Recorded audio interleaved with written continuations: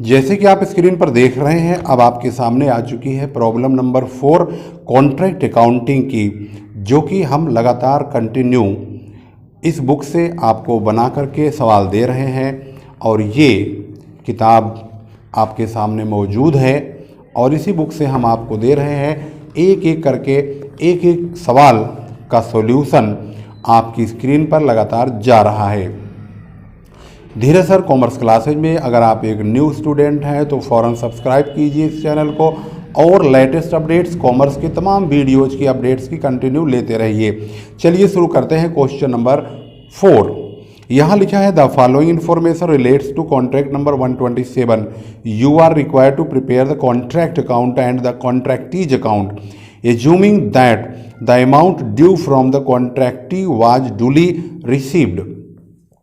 Question के मुताबिक है डायरेक्ट मटेरियल जो कि 20,250 रुपये है, और दूसरा है डायरेक्ट वेजेज जो कि 15,500 है, स्टोर इशू है 10,500, लूज टूल्स है 2,400 रुपये, और ट्रैक्टर एक्सपेंसेज जिसमें रनिंग मटेरियल 2,300 का है और वेजेज ऑफ ड्राइवर 3,000 का है। अदर डायरेक्ट चार्जेज भी 2,650 के हैं।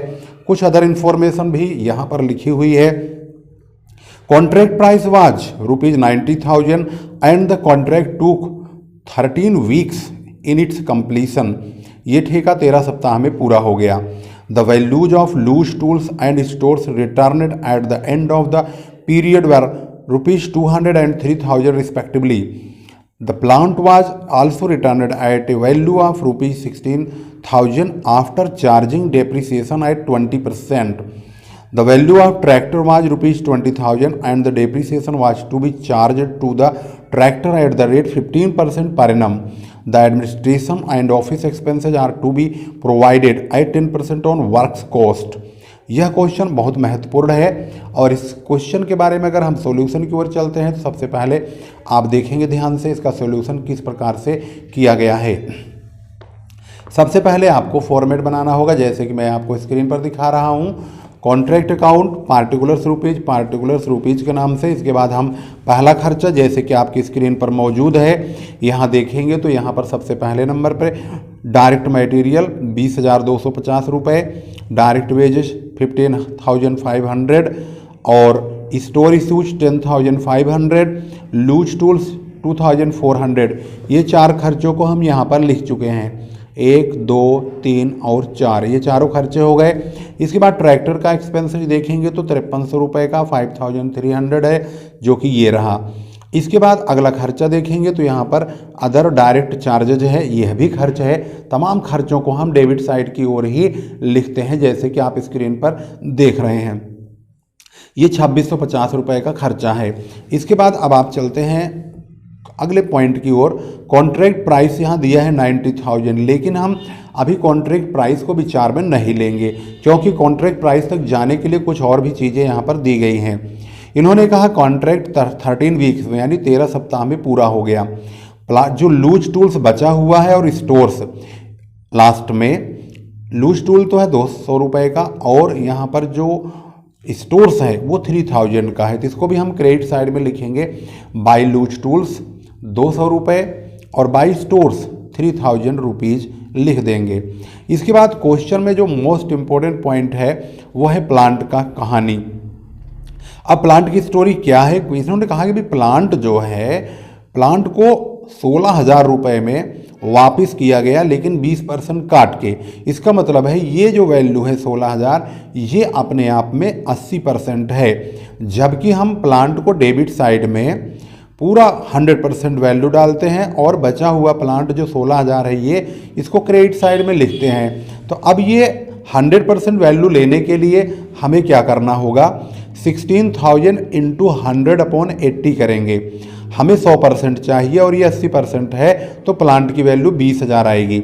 यहाँ पूरा प्लांट लिखेंगे 20,000 और इधर प्लांट एट साइड 16,000 रुपये लिखेंगे, जितने की वो बचा हुआ है लास्ट में। इसके बाद डेप्रीसिएशन यहाँ पर इन्होंने कहा कि भाई हमने ट्रैक्टर भी 20,000 का यूज किया है, इस पर जो डेप्रीसिएशन चार्ज होगा वो 15% पर एनम।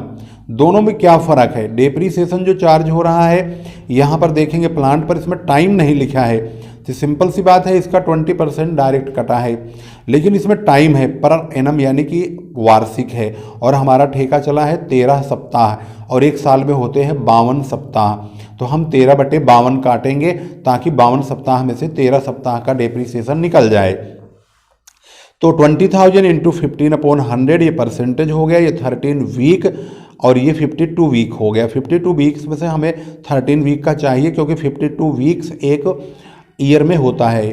तो अब हमारा जो डेप्रीसिएशन आया 750 का आ जाता है। तो क्वेश्चन में अगली जो इन्फॉर्मेशन है वो बड़ी महत्वपूर्ण है। इन्होंने कहा है एडमिनिस्ट्रेशन का खर्चा एंड ऑफिस एक्सपेंसेस का जो खर्चा है वो वर्क कॉस्ट का 10% है। भाई अब वर्क कॉस्ट क्या है, तो अब हम क्या करेंगे, ये डेबिट साइड का टोटल खर्चा हम यहाँ से करेंगे। इसका टोटल आता है 77,350। इसको यहाँ भी लिखेंगे और इधर भी लिखेंगे। इसमें से 1, 2, 3 16 और 3 19,200 रुपये को घटाएंगे। तो 19,200 घटाने के बाद बाई वर्क कॉस्ट CD, ये वर्क कॉस्ट निकल का आएगा 58,150। इसको हम CD यानी कि कैरी डाउन करेंगे और नीचे ले जाएंगे, to work cost brought down करेंगे 58,150 को, और इसी का 10% एडमिनिस्ट्रेशन एंड ऑफिस एक्सपेंसेज लिखेंगे 5,815। इसका 10% ये है। इसके बाद हम इधर लिखेंगे बाई कॉन्ट्रैक्टीज अकाउंट के नाम से 90,000। इसके बाद फिर से 90,000 में से इसको और इसको यानी इन दोनों को माइनस करेंगे, तब जा करके यहाँ पर नेट प्रॉफिट हमें प्राप्त होगा, जो कि प्रॉफिट एंड लॉस अकाउंट में ट्रांसफ़र हो जाएगा। अब 90,000 ज़्यादा है, इसी को ही दोनों तरफ लिखेंगे। क्वेश्चन में कहा गया है कॉन्ट्रैक्टीज अकाउंट भी आपको बना के दिखाना होगा। तो कॉन्ट्रैक्टीज अकाउंट अगर आप बनाना चाहेंगे तो कॉन्ट्रैक्टीज अकाउंट कैसे बनाएंगे उसको भी आपको देखना चाहिए। अब कॉन्ट्रैक्टीज अकाउंट बनाने के लिए फॉर्मेट तो ऐसे ही बनेगा भाई, बाई पार्टिकुलर, यहाँ पर लिख दीजिए पार्टिकुलर्स रुपीज़, और इधर भी रुपीज़ और यहाँ भी पार्टिकुलर्स। अब जो कॉन्ट्रैक्ट अकाउंट बना है ये 90,000 रुपये जो मिले हैं कॉन्ट्रैक्टीज अकाउंट के द्वारा, मतलब कॉन्ट्रैक्टीज से, इसको हम यहाँ लिखेंगे डेबिट साइड में टू कॉन्ट्रैक्ट अकाउंट के नाम से, और यहाँ लिखेंगे 90,000 रुपीज़, और ये पैसा नगद प्राप्त हो जाएगा, इसलिए हम क्रेडिट साइड में 90,000 लिख देंगे, क्योंकि सवाल में लिखा है कॉन्ट्रैक्ट पूरा हो गया और समस्त धनराशि प्राप्त हो गई। पेन कितना ही अच्छा ले लो, लेकिन उसमें जो यहाँ पे है ना इंक फैलती ज़रूर है। तो आप देख रहे हैं यहाँ पर आपका जो है कॉन्ट्रैक्टीज अकाउंट और कॉन्ट्रैक्ट अकाउंट पूरी तरह से तैयार हो चुका है। ये क्वेश्चन नंबर 4 था, जो कि आपको हमने स्टेप बाय स्टेप इसके तमाम पॉइंट्स को क्लियर करा दिया है। फिर भी अगर कोई पॉइंट आपको क्लियर ना हो तो आप अपने कमेंट में ज़रूर बताइए। अब आपकी स्क्रीन पर मौजूद है क्वेश्चन नंबर 5। सबसे पहले मटेरियल परचेज हुआ है 12,000 रुपये का, तो इसको हम लिखेंगे यहाँ पर टू मटेरियल परचेज 12,000 रुपीज़। इसके बाद अगला है मटेरियल इशू फ्राम स्टोर्स 8,000 का, उसको लिखा गया to material issue from stores 8,000 का। इसके बाद अगला खर्चा है डायरेक्ट वेजेज डायरेक्ट एक्सपेंसेज का 20,000 30,000 का। 20,000 30,000 ये लिख दिया हमने, क्योंकि ये खर्चे हैं, खर्चे सभी डेबिट में होंगे। इसके बाद मटेरियल रिटर्न टू स्टोर, ये मटेरियल वापस कर दिया गया, इसे क्रेडिट में लिखेंगे by material return to store 7,000 rupees. इसके बाद क्वेश्चन में कहा गया कॉन्ट्रैक्ट प्राइस 80,000 का है, लेकिन इसको लिखने से पहले बाकी और औपचारिकताओं को पूर्ण करते हैं। वर्क ओवर हेड बोला गया है, यहाँ पर कारखाना ऊपरी व्यय का खर्चा है, जो कि मजदूरी का यानी वेजेज डायरेक्ट वेजेज का 20% है। तो डायरेक्ट वेजेज भाई 20,000 है, 20,000, इसका 20% 4,000 आएगा, जो वर्क ओवर हेड के नाम से यहाँ पर लिख दिया जाएगा। अगला खर्चा है ऑफिस ओवरहेड, जो कि मूल लागत का 10% है, यानी प्राइम कॉस्ट का 10% है। प्राइम कॉस्ट में जुड़ता क्या है, तो प्राइम कॉस्ट के लिए हम यहाँ देख लेते हैं।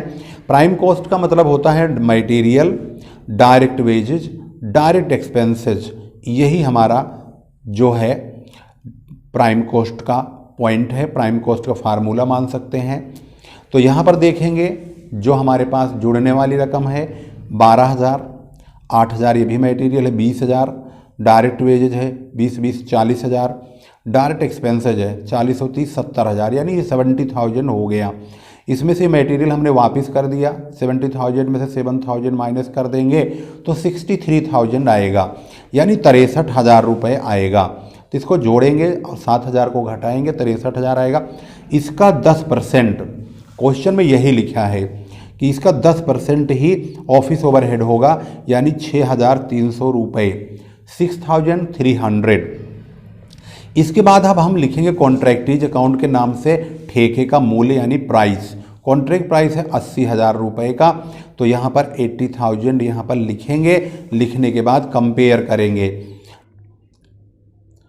अब हम क्रेडिट साइड का अगर टोटल करते हैं तो 87,000 होता है, इसी को यहाँ लिखेंगे, यहाँ लिखेंगे और 87,000 में से इन सभी खर्चों को घटाएंगे। तो इन सभी खर्चों को देखेंगे तो ये 12 8 20 20 40 30 70 4 74 6 80,300 यानी 80,300 होता है। तो हम 87,000 में से 80,300 को घटाएंगे तो 6,700 यानी 6,700, 6,700 रुपये का प्रॉफिट एंड लॉस अकाउंट में प्रॉफिट ट्रांसफ़र हो जाएगा। इस प्रकार से आपने क्वेश्चन नंबर 5 बहुत ही अच्छी तरह से समझ लिया है। आज की वीडियो में क्वेश्चन नंबर 4 और 5 को हमने बहुत ही कम समय में आपके सामने प्रेजेंट कर दिया है। इसी प्रकार की वीडियोज को पाने के लिए धीरज सर कॉमर्स क्लासेज चैनल को अवश्य सब्सक्राइब कीजिए और वीडियो को शेयर भी कीजिए। अन्य स्टूडेंट्स को भी इसका फ़ायदा अवश्य पहुंचाइए। उम्मीद करता हूं कि वीडियो आपकी समझ में आया होगा और आप इस वीडियो से संतुष्ट भी हुए होंगे।